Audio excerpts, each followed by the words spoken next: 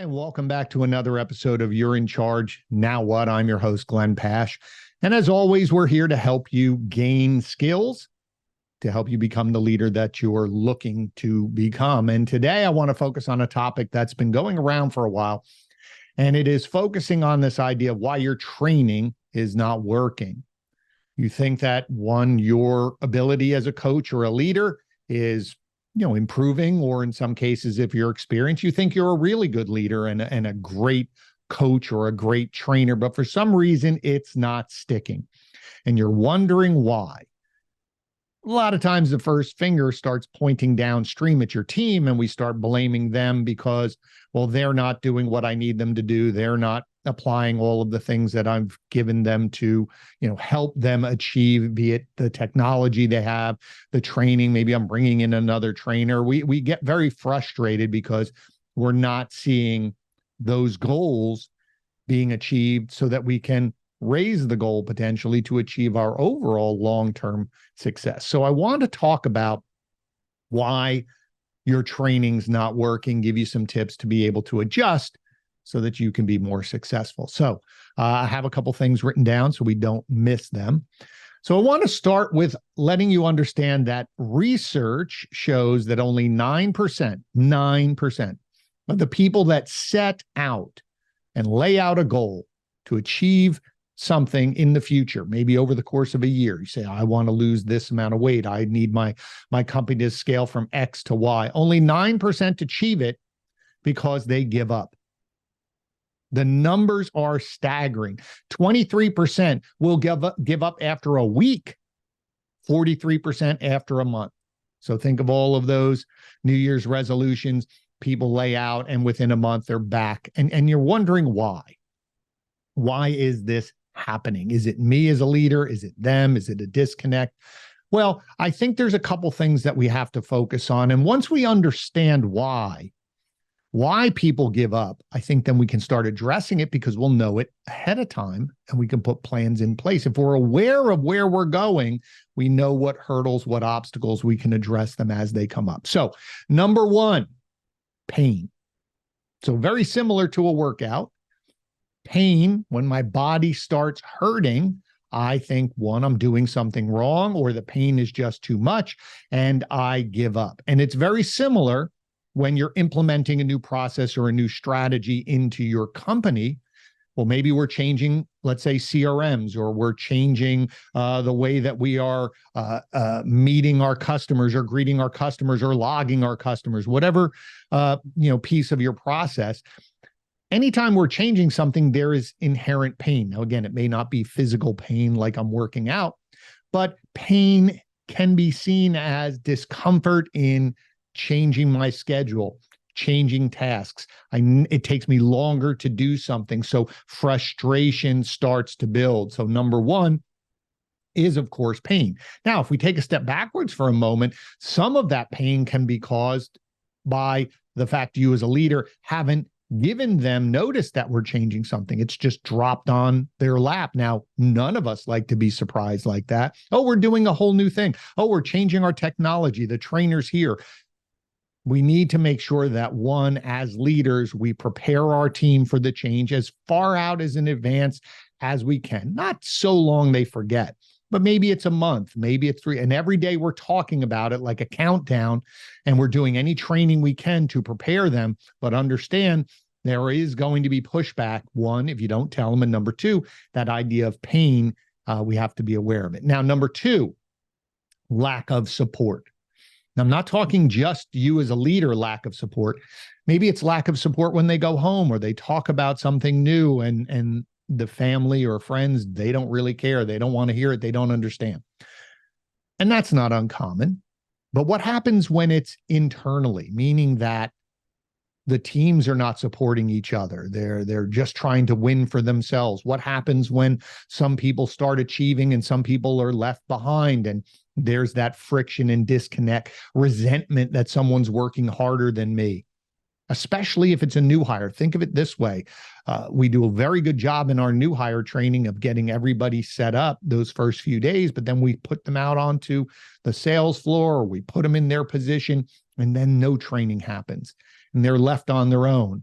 and you're hoping that someone, an experienced employee, is going to help mentor them and give them guidance. But some people look at that as competition. They come in and do a good job. Is that going to cost me my job?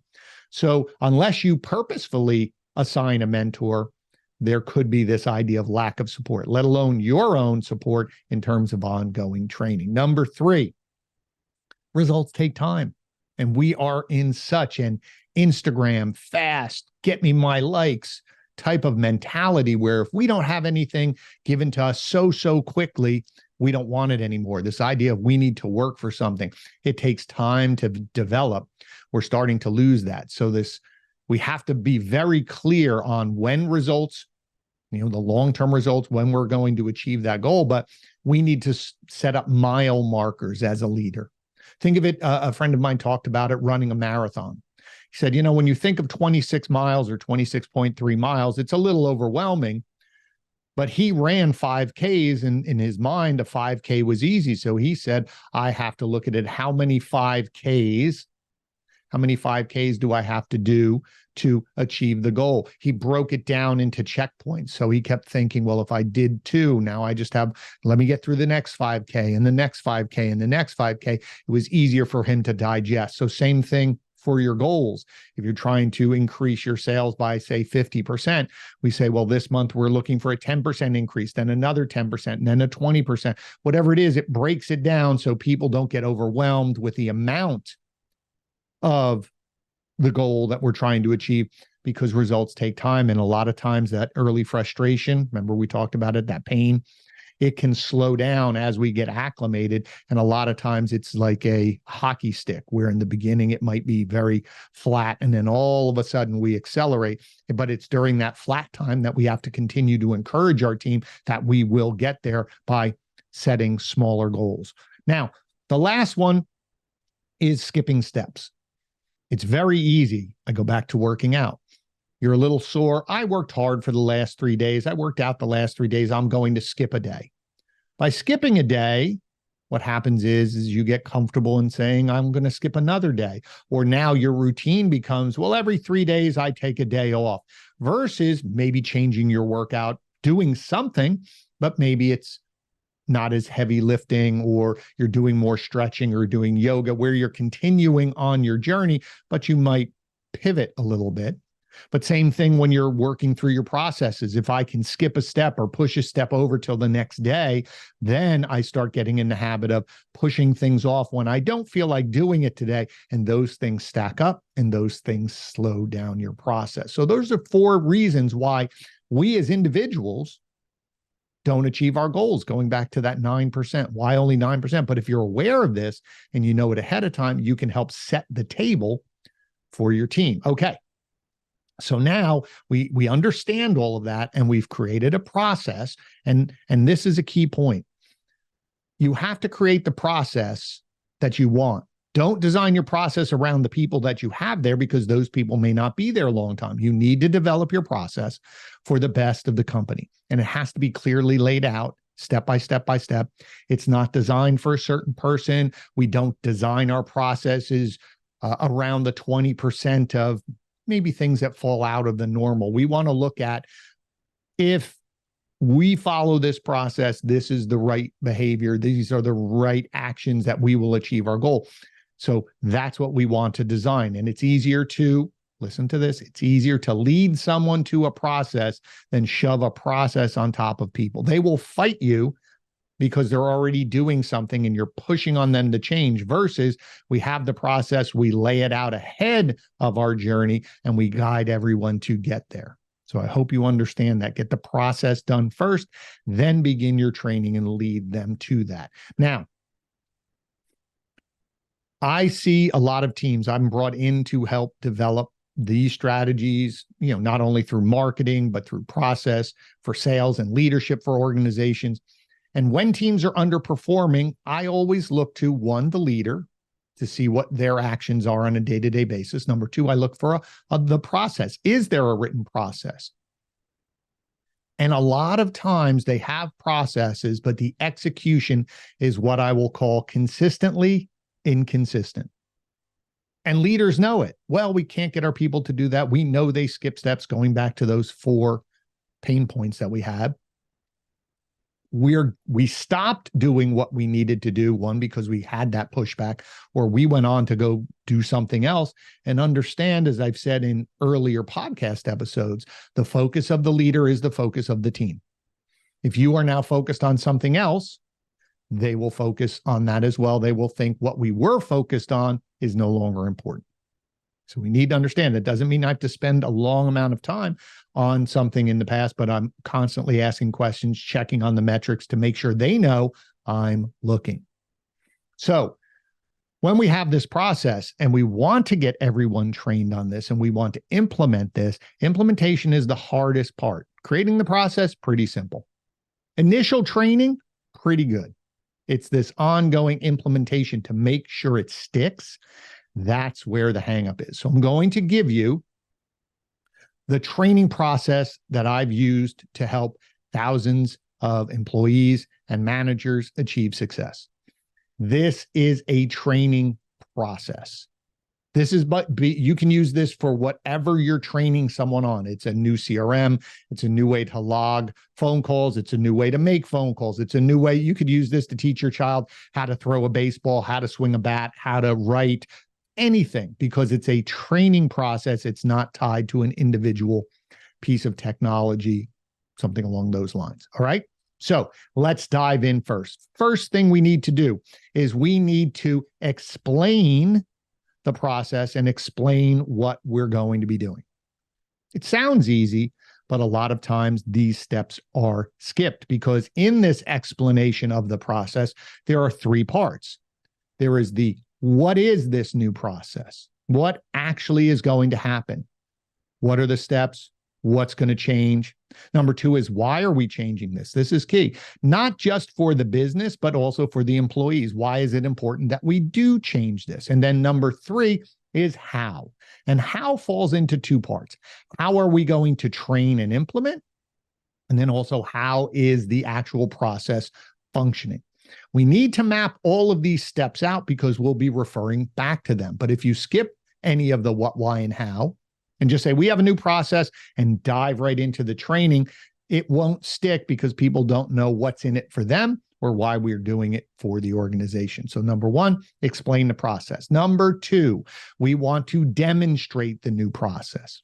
And I know some of you are sitting here thinking, I'm not going to demonstrate how to log into a CRM. I'm not going to demonstrate how to make a phone call. I'm not going to XYZ because these are adults. They should know better, especially if you have veteran employees. And you are wrong. You are setting your team up for failure. Why do I say that? Ever since we have been young children, up to probably 18 years old in high school, we were always shown how to do things.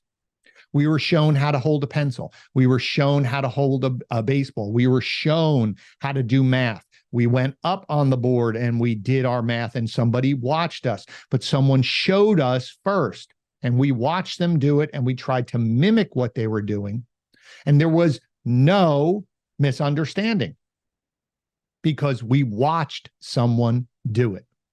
So it's important for you to do this step. I know it can seem to be frustrating, but it will save you time in the long run because if I stand up and I read a script a certain way and say, this is how I want you to sound, and I do it, there's no misunderstanding. If I tell somebody what to do, they interpret in their mind what they think should be happening.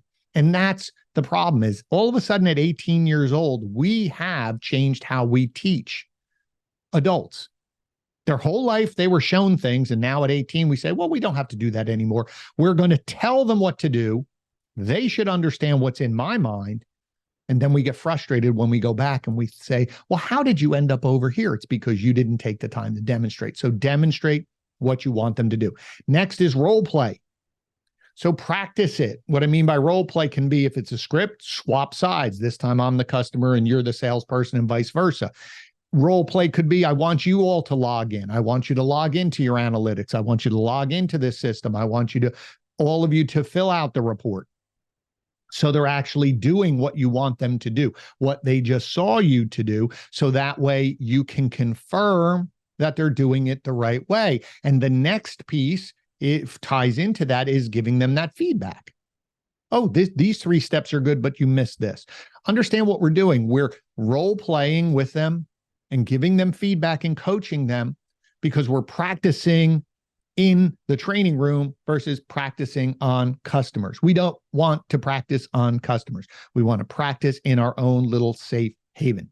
So it's important for us to do that. That, again, takes a little bit of time on the front end, but it'll save you in the long run. Why? Because by the time they leave the training room, they should be doing what you need them to do. If they're doing it, think about it later on when I come back, if they drifted off, I can get them back on track because they were doing it before. Notice that. There isn't that interpretation of I told them, they guessed what I wanted, they go do it, I go over, I see something completely different, I get frustrated, they get frustrated. It's because you didn't take the time to demonstrate, role play, and watch them do it, give them feedback. So at the very end, you go, great, now you're doing what I need you to do. Now, there is one piece in this as well. Before you let them go, make sure they explain to you what the change was. Explain what the process is. Explain what the steps are. You might say, well, Glenn, why am I doing that? Because I just watched them doing it. Because people can mimic what you're doing and then walk out of the room and forget what they're supposed to do. Because all they did in the short term was mimic. You thought they had it. Make sure they explain it to you and it locks it into their brain, because they may turn around and go, well, it's A, B, D. And you go, well, A, B, C, D. Oh, yeah, I forgot about that. It will, again, save you time. So once we've done the explanation, demonstration, role play, communication, giving them feedback, now the point is you need to make sure that you are following up, inspecting, and coaching. This is the key. It now becomes you as the leader, your consistency of inspecting. Now, if it's a new process, maybe you talk about it every day in your meeting and you're out on the floor with your team, or you're inspecting what's going on. And maybe you have to go check 2 or 3 times a day to make sure that they don't drift. Understanding they will drift. Remember what we said in the beginning, those 4 pain points. One of the pain points was lack of support. And if it is tough for them or they're struggling with it, they will drift back to what they were doing before, what was easy, hoping that you don't come around and check and we just go back to what we wanted and maybe we don't achieve the goals we want. So it's your job as a leader to now build into your schedule inspection, coaching, and feedback.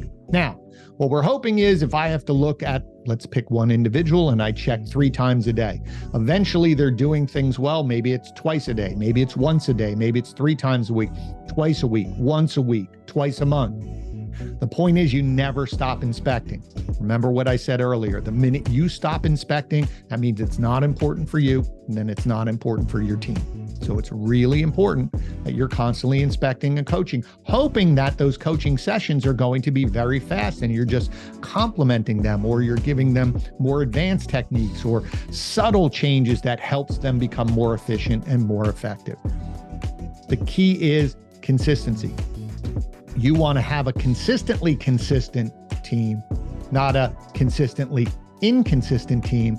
Remember, part of their execution is based on your inspection, based on how you explained the process, mapped out the process, coached them on the process, and then made sure that it was always important to you in your follow-ups, in your meetings.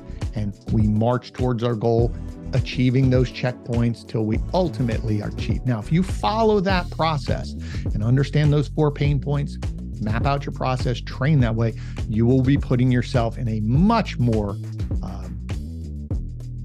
positive light to your team, to yourself, and more importantly, you will start achieving more of your goals in a more consistent measure. So I hope you found value in this. If you did, you know the drill. First, hit the like button. Don't forget to subscribe, because every week we share out solo podcasts like this. We have leadership conversations with some fantastic individuals who are going to share their stories and their strategies for you as well. Not just inspiration, but tactical things that you can apply. Make sure you share this out. I'm sure there's someone in your network that could benefit from this. And as always, I thank you for your attention. It means the world to me that you come listen or you come and watch, because I know there's a lot of content out there as well. So as we say at the end of every episode, you're in charge. Now you have a few more tools for your toolkit to help you become the manager that you want to be. Thank you so much. And I look forward to seeing you on the next episode.